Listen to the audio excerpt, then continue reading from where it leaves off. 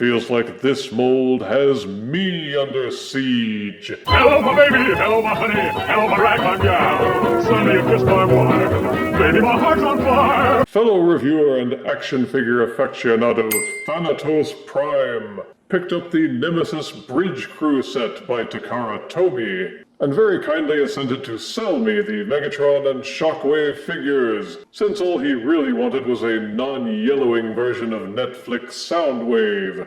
His trash therefore became my treasure. Starting with this, their repainted version of Earthrise Voyager Megatron.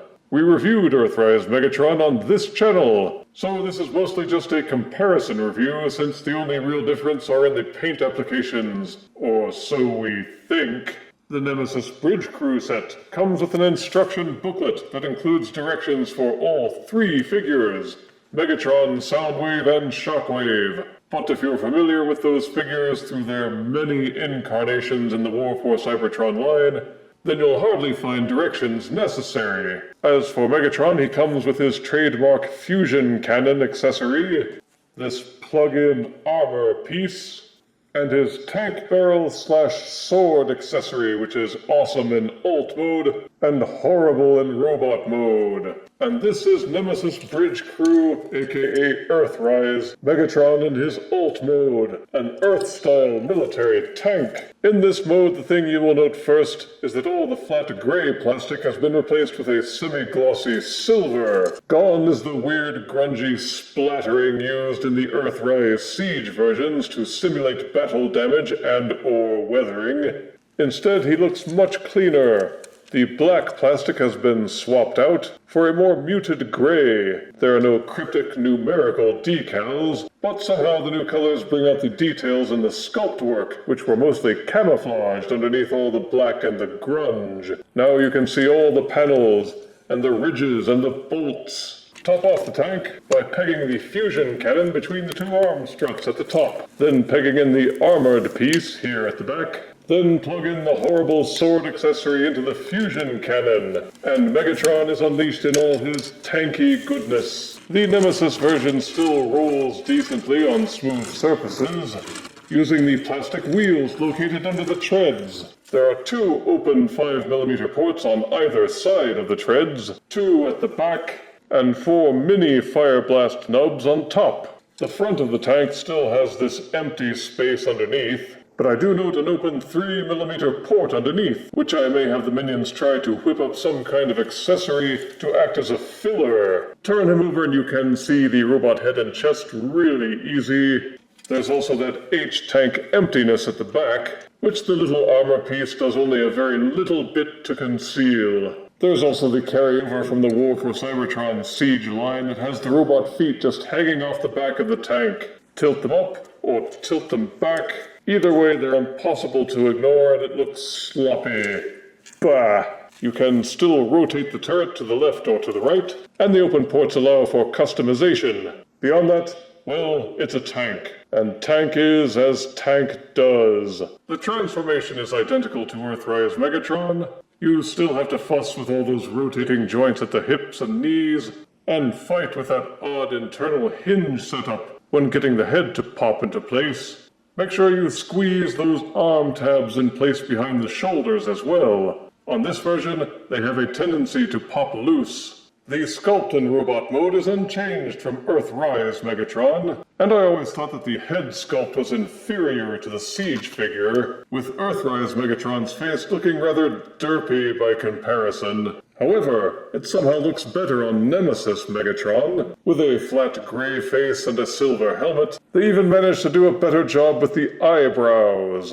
The silvery plastic is vastly superior, and the fact that all the grunge is cleaned off just makes it seem better somehow. That said, the plastic has an overall thinner, lighter feel to it, and the reports I'd heard that the joints weren't as tight seem to be accurate. The shoulder hinges will pop loose unless you really mash them into the tabs behind the shoulders, and the knees and the hip joints feel a bit loose and floppy. Those are all things that can be lived with, or fixed if you have a stash of floor polish. As with the Earthrise version, there's a trick to getting him to stand without toppling backwards. All of the excess kibble makes him back heavy, but if you tilt the heel spurs down a notch, it creates enough artificial leverage to keep him on his feet. There are 5mm ports on each shoulder, and also on each forearm, 1 on the side of each shin, 2 on his back, 1 at the bottom of each foot underneath the heel spurs. And of course he can carry accessories in either hand. The traditional thing is to plug the fusion cannon into his right arm.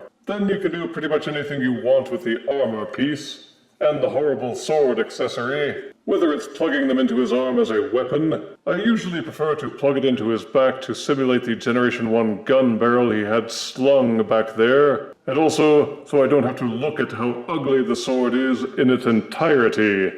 The head will do a full 360-degree rotation on its ball socket. The ball socket will also allow for a nodding motion. Each arm will do a full rotation and splay outwards. The elbows will swivel in a complete circle, and each is equipped with a 90-degree bend. The hands can flip in and out as part of his transformation, and there is full 360-degree waist rotation.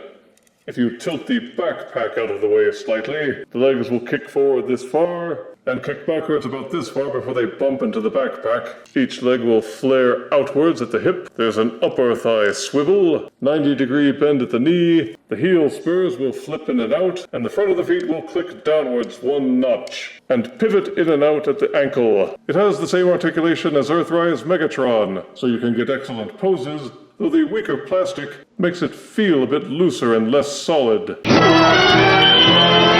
Standing at just under 7 inches, here is Nemesis Bridge Crew Voyager Megatron, next to Netflix Siege Voyager Megatron.